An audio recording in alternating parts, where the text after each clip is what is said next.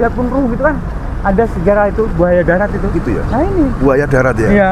Jadi dia masih aktif Mas. Masih biar berarti kan dia masih molekul alam. Secara papilium itu. Orang-orang ngasih nama buaya darat itu berarti ada apa ya, acuan dari mana gitu. Ternyata dari sini ya? Jenengan asli mana, Pak? Saya aslinya tuh, saya itu asli sini Mas. Asli sini? Cuma saya tuh tinggal di Kalimantan. Oh, lama di Kalimantan? Iya. Kalimantan mana? Kalimantan Tengah. Jadi pulang-pulang ke sini? Pas kemarin ritual 2000. Amit, saya titipin mic ya. Kita buat apa dokumentasi. Ada senternya nggak? Oh, nggak ada, Mas. Nggak ada ya. Coba Jadi saya nyalakan. Jadi tempat ritual ini. Nah, dibantu flash. Dibantu flash ya. Boleh diberi cahaya Pak ya? Nggak apa-apa ya? Kita bantu flash biar kelihatan. Sampai ambil pembakaran dupa dulu, baru nanti dilanjutkan. Coba jenengan aja wakil jenengan ya, sebagai tuan rumah. Ya, kita mohon izin di tempat yang sakral ini. Memang unggah-ungguhnya harus seperti itu ya Pak ya. Izin sama Yang Mahu Rekso. Bapak, ini kedalaman guanya berapa meter? Ini dulu sampai ke sana Mas. Ini kan ke sana tuh di depan KP tuh. Di depan itu habis itu terus yang ke sana ada simpang 2 di situ. Oh, nah, dari dalam ada cabangannya lagi. Itu. Terus sekarang buntu. Dicor. Iya. Bukan buntu, dicor sama Duta Tampung sama Malang. Jati, Malang Jati. Iya, dicor. Sudah positif sudah, Bu. Jadi tinggal tempat sembahyang ini tok. Bapak sinten namanya? Asma kula Wahyudi, Mas. Wahyudi. Wahyudi. Oh, Wahyudi. Bagus namanya ya. Jadi Pak Wahyudi atau Mas, apa panggil Mas apa Pak ini nanya? Wahyudi. Bapak gitu ya. Pak Wahyudi ini beliau tinggal di sini ya. Dan ini kita mohon izin untuk perwakilan untuk apa ya? Suguh atau mohon izin dengan cara membakar dupa seperti ini. Ada korek nggak? Ada. Tadi saya sempat masuk ke sini tapi nggak sampai masuk ke dalam. Nggak tahu kalau ternyata di dalam gua ini ada yang ada seseorang yang menghuni. Saya kaget Om. Tadi kaget banget. Tiba-tiba keluar. Tiba-tiba keluar. Ikut masuk ya? Iya. Nggak tahu dalamnya tempat yang menurut Pak Yudi ini adalah tempat yang paling sakral yang bisa katakan gitu. Seperti ini pemirsa. Dulu ini dalam dan ada percabangan, sekarang dicor kata Pak Yudi dari pihak-pihak terkait ya tentunya.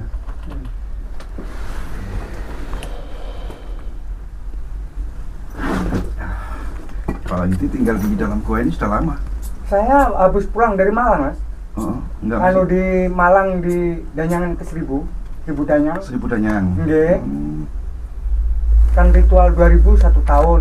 Habis itu terus menyelesaikan mengklarifikasi untuk pemahaman secara Imlek kan, terus saya tuh ke Kaliberantas. Ke Gua Ratu untuk menyelesaikan semua urusan naturalisasi itu tentang gravitasi, tatanan surya.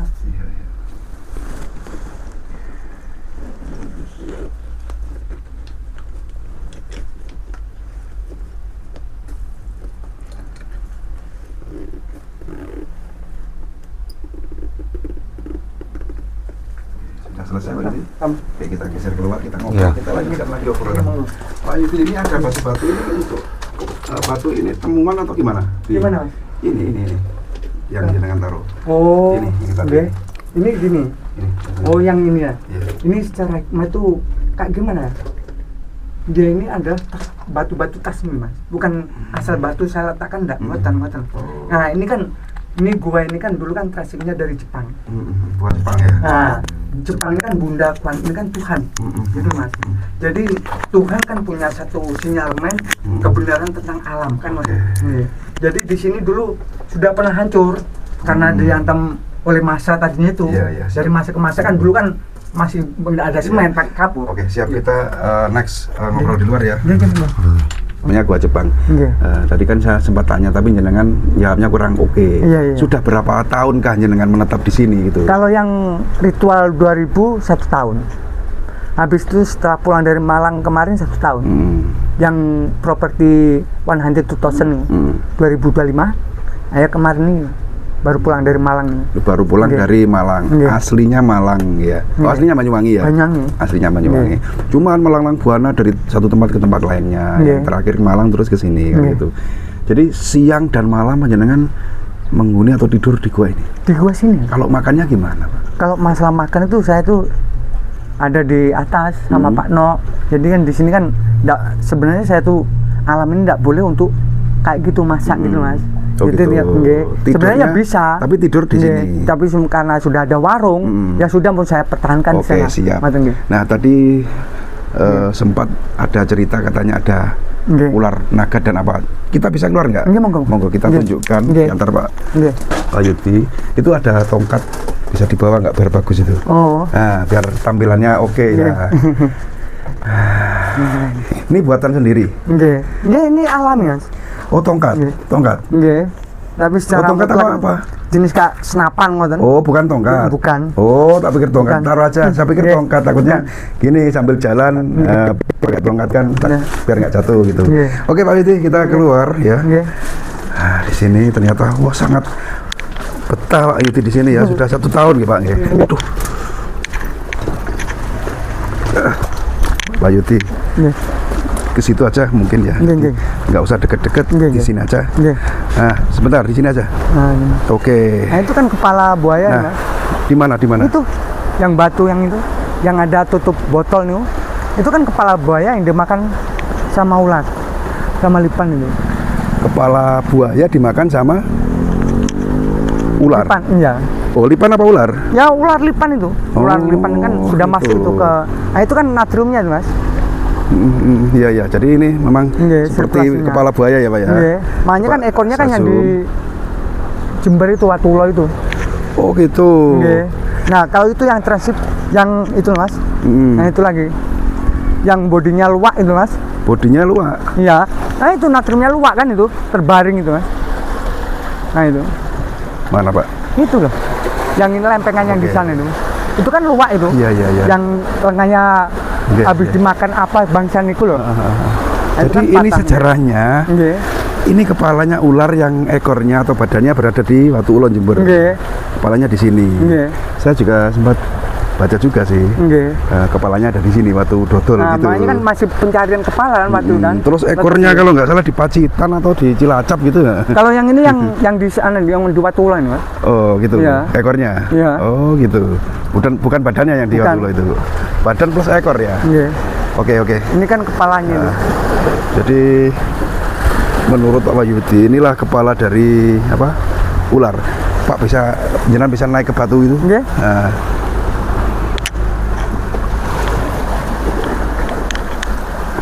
Nah, mana Pak yang kepalanya persis yang mana?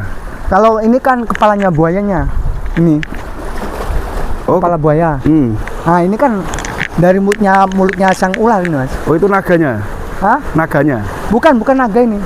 Spesies kayak kobra ngoten. Oh gitu. Ya ular lah yang makan. Nah, ini kan buayanya kan predator. Namanya dia kan memanjang sehingga kan jebol.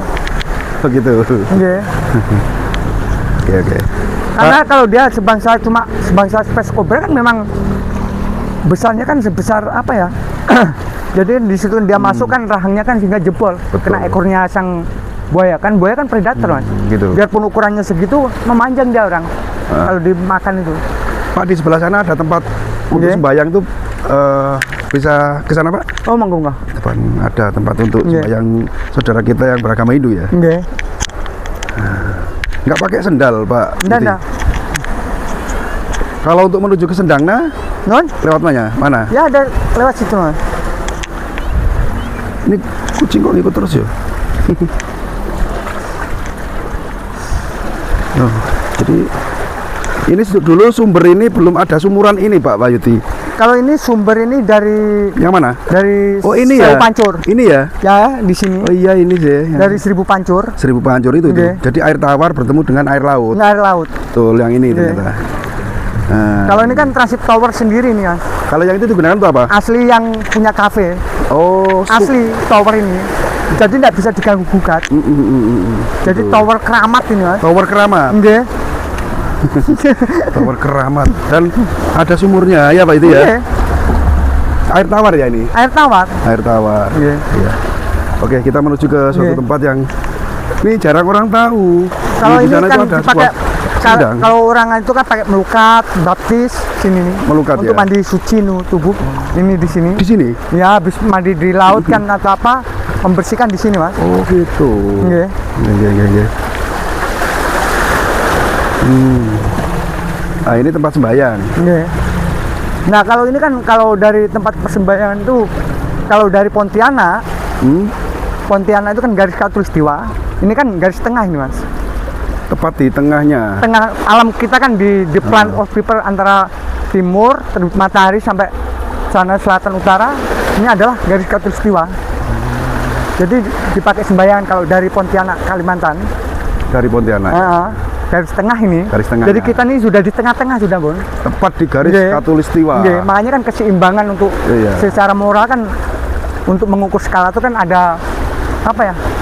Hubungan skalator sekian beban, sekian ton, sehingga pengurangan transip untuk keseimbangan alam. Nah, di sinilah momen perseteruan ilmiah nih.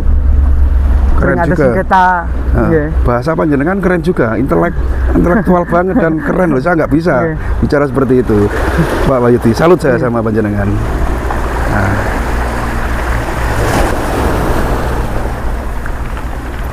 Oh, nggak ngeh dan nggak paham saya di sini ada sendang. Baru kali ini saya tahu. Nah, kalau ini, Mas, ini tempat peristirahatnya Bunda Ratu. Gimana, kalau Pak? Acara belanja-belanja, catering, ini peristirahatnya Bunda Ratu. Bunda Ratu Kidul. Bunda Ratu. Bunda Ratu. Selatan. Cuma sekarang Bunda Ratu ini terjebak di Segoro Kidul di Tanah Suci bersama kontingen yang keluarga pertama, Pak Po, Pak Dekarmen. Pak Po itu dari Blitar jadi wali kota di Malang. Pak Dekarmen jadi dari Malang jadi gubernur di Blitar. Yang BCA pertama. Sampai sekarang makanya kan dari sini ke Segoro Kidul itu 1 miliar tahun, Mas. 1 miliar tahun baru nyampe. Jadi kan kalau BP kan 200 miliar tahun. Sedangkan umur kita itu, Mas. Gitu ya. Disitulah makanya kita bersabar dulu, karena kan sesepuh atau tokoh-tokoh legendaris alam yang memahami tentang ilmiah. Kalau kita ini kan anak-anak Kalpataru, minimal ya cekcok kan gitu, Mas. Jadi yang sesepuh sang legendarisnya ada di sana semua. Jadi mereka ya, jadi kita sendiri di sini adalah penampan. Itu saja pemahaman penampan saja masih ribet. Penampan Darum Segoro Kidul. Jadi saya ini kan sering terjadi transit sengketa, Mas. Transit sengketa. Sengketa saya itu kan untuk memahamkan. Jadi mereka nggak ngerti, karena mereka kan anak itu kan imajinasinya kan langsung lugas gitu, Mas. Nggak perlu yang kesana kemari kan gitu, Mas. Jadi mereka kalau diajak ke sinkron ke situ, nggak kuat, langsung Bun. Minum, baru Bun, transit lagi ngoten. Jadi kan saya nyaman body mereka kan body muda, penerus bapak mereka. Nah, kalau mereka nih cokokan minum terus, ya sayang, repek, Mas. Kan ngoten. Nah, ini terus di sini Sendang Biru nih. Keren. Penjelasan yang sangat tegas dari Pak Wahyudi ini. Yang sendangnya yang mana, Pak Wahyudi? Ini, Mas. Oh, ini. Makanya di sini kalau misalnya orang sembrono, Mas, diei sama penghuni penjaga sini. Siapa penghuni sini? Ya, misalnya ini kan sendang itu, Mas. Nah, sendang ini dulunya tuh tempat mandinya para bidadari. Nah, itu kan di situ kan ada sabuk selendang bidadari itu. Nah, itu sana itu. Yang dulu selendangnya itu sejarahnya Joko Tarub yang pernah selendangnya hilang. Ya di sini nih. Oh, aslinya di sini ya? Di sini misterinya itu. Terus sehingga bidadari itu tidak bisa lagi kahyangan. Tapi cerita yang lebih terkenalnya kan di daerah Purwodadi kalau nggak salah ya. Yang paling menonjol dari sana. Cuma kalau secara ilmiah terangkat ke sana kan peristiwanya di sini. Aslinya peristiwanya di sini. Cuman diyakini orang sana bahwa kejadian waktu itu di karena kan kebenaran peristiwa tentang hadirnya sang bidadari. Yang aslinya Sendang Bidadari ini. Dan ini benar-benar Pak Wahyudi, jarang orang tahu, Pak. Mas. Ya makanya disitulah, makanya kan kita kan secara hikmah kan untuk bukan menampilkan, karena kan secara mutlak kita kan dilihat dulu kan enggak al-kalam gitu, Mas. Nah, setelah kita masuk ke alam sini kan secara marwah Jadi kan secara skema di situ data-datanya jelas di situ ngoten. Jadi kalau misalnya ada peristiwa apa di situ kan, nah di situ kita mengambil imat-imat dari satu sejarah. Gitu. Dongeng ngoten. Ya kayak Selendang Bidadari kan menimbulkan masalah alam, gejolak alam kan itu yang hilang itu. Iya, iya. Nggih. Kalau yang di sana apa Pak itu? Kalau yang di sana enggak terlalu itu. Sudah nggak ada? Nggih, cuma di sini toh. Oh, Nggih. sungai kah atau apa gitu? Enggak ada. Nggak ya? Enggak ada. Oke. Nah, di sini ternyata ya tepat Nggih. di bawah jembatan ya Pak itu ya? Nggih. Itu jembatan yang Ini jembatannya masih baru ya, Mas? baru Nggih. Masih sekitar 40 tahunan kalau enggak salah nih. 40 usia jembatan ini. Kalau Masih baru, Mas. sejarahnya waktu dodol kita sambil jalan di sana. Ya kalau sejarahnya Paham. waktu dodol niku Nggak paham. kalau dari waktu dodol ini kan misterinya di situ berubah-ubah, Mas. Dari dongeng penjual alamnya tuh karena kan banyak kan yang tinggal di sini kan. Pokoknya waktu dodol ini pesonanya itu banyak. Kalau yang ini pesona dari sejarahnya apa itu? Sejarahnya Bapak Bung Karno Darung itu di Perengan kan nanam apa ya? Gaplek itu. Buat nyombor sapi susu, pabrik susu yang di yang terbesar, Mas. Nah, itu di situ. Itu tumpah ya, kan masak terus tumpah di situ. Kan masak di situ kan, tungkunya itu pakai tungku besar, tumpah. Kalau dari sejarah Mbah jamu ditendang gitu. Sama monyet di sini tuh, baung itu. Jadi tumpah. Itu ya. Dulu jenang jamu Jawa. Habis itu terus ada melegenda lagi tuh jenang dari Jawa, dari ketan. Akhirnya, Dulu kan terus sekarang itu berbentuk gumpalan itu dari sejarahnya Jawa. Makanya disebutlah dodol kan gitu, waktu jenang kan gitu. Kalau dulu kan jenang gitu, lempeng-lempeng gitu, Mas. Itu sekarang sudah hilang, Mas. Ganti model kayak gitu. Dulu seperti jenang. Enggak, kayak lempengan-lempengan gitu. Sempat mau ditarik menggunakan kapal tongkang dulu ya. Itu yang batu tengah ini, Iya, Mas. yang batu tengah Iya. itu. Nah, itu kan katanya kan ada ngomong batu kutukan. Padahal itu asli, Mas. Asli. Itu kan secara gravitasi kan. Ibaratnya itu paku alam. Paku alam. Nah, untuk keseimbangan natrium, Mas. Karena kan di sini gitu. kan kalau tidak ada batu itu kan gejlok. Jadi dia penarik gitu, Mas. Makanya kan secara logika kan tidak masuk akal gitu, Mas. Makanya kan kemarin kan di darat, lo kapal itu kan pecah itu. Iya. Yang narik itu, Bahkan rantai-rantai itu kapalnya pun putus. sampai pecah kan gitu. Nggih. Ya. Saya kan waktu masih kecil saya itu, Oh, gitu. waktu penarikan itu, waktu saya masih SD kelas 1 enggak salah itu. Menyaksikan langsung ya. Nggak menyaksikan langsung. Tahu-tahu ditarik di rantai. Iya. Nah, pas ngomong-ngomong katanya itu orang pelarian dari rumah sakit jiwa yang narik itu. Yang narik itu. Nggih. Katanya itu kan adalah batu kutukan. Satu kutukan. Batu kutukan bagi jiwanya. Ya setahun lagi lah mungkin. Terus tak tengok waktu kemarin ternyata Syekh Subakir. Syekh Subakir. Nggih. Nah, Syekh Subakir sendiri ya enggak itu. Oke. Pak, tadi gini. Nggih. Untuk yang terakhir nih, Nggih. pesan dari panjenengan untuk kaula muda, generasi muda ini seperti apa sih sekarang momen ini? Sekarang gini, Mas, momen kita sekarang ini kan karena kita ini alhamdulillah, Mas ya, kita ini sudah nyampe di alam nyata kan, ngoten. Memang kita terangkat di alam sinilah kita hidup. Ibarat orang itu apa ya, menunjukkan kebenaran jiwa kita yang secara akhlakul karimah kan, ngoten kan. Jadi di situ memang namanya anak ya, egonya anak kayak gitu, Mas, yang secara logika ingin punya mobil kan gitu kan, secara mutlak kan gitu kan, tidak yang aneh-aneh lah. Kalau orang tua dulu kan terbilang aneh-aneh kan, di luar imajinasi. Namanya yang sesepuh yang itu bukan tersingkirkan gitu loh, Mas. Jadi masih memang namanya alam nyata gini adanya lah kan, ngerti kan. Ya kalaupun secara transip kita biarkan alam ini ya terbengkalai kan, Mas. Terus namanya orang hidup ini dilema, makanya kan adanya ojo imbah bumi kan ono kotorannya ya, ada sampahnya kan gitu, Mas. Bumi itu mateni, ya ada makhluknya juga. Makanya saya kan pulang dari Malang kan menghindari julung kembar. Yang saya hindari julung kembar itu karena sama bahasa kalam gitu, Mas. Jadi kita tidak akan terjadi apa ya, namanya jiwa kita yang memerlukan kita kan jiwa yang berakhlak. Kalau jiwa hewan kan merimba atau apa kan tidak abadi kan gitu, Mas. Kalau jiwa yang berakhlak ini kan insya Allah lah kan gitu kan. Jadi kita secara moral itu kan secara individu atau gimana. Nah kalau yang dunia bumi tadinya itu mateni, Mas. Ya namanya bumi kan batu kayak gini kan mati loh, Mas.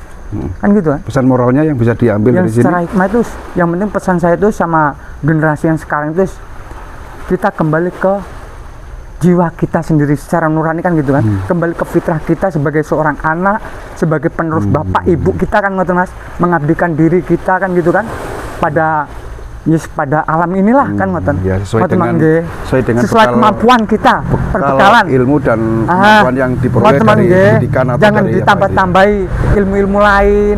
Ya yang penting pemberian dari bapak ibu mereka itu itu poinnya itu hiduplah apa adanya, ojo neko-neko kan ngoten, biar tidak membebani otak ini kan. Betul. Otak ini mahal Mas. Betul. Kalau kita otak ini tertransip nanti waduh. Siap. Pak Widi, terima kasih sudah panjenengan sudah berkenan mengantar kami sampai ke sidang Widodaren. Dan mudah-mudahan apa yang menjadi tujuan panjenengan bisa terwujud dan terkabul. Amin. Ya kan? Tunggu Pak Yudi ya. Ya, pemirsa semuanya, itu tadi obrolan kita bersama Pak Wahyudi yang beliau ini tinggal di dalam Gua Jepang ya. Tentunya beliau ini seorang pelaku ritual gitu Pak Yudi ya. Semoga tayangan kali ini bermanfaat. Kurang lebihnya kami mohon maaf. Saya akhiri. Assalamualaikum warahmatullahi wabarakatuh.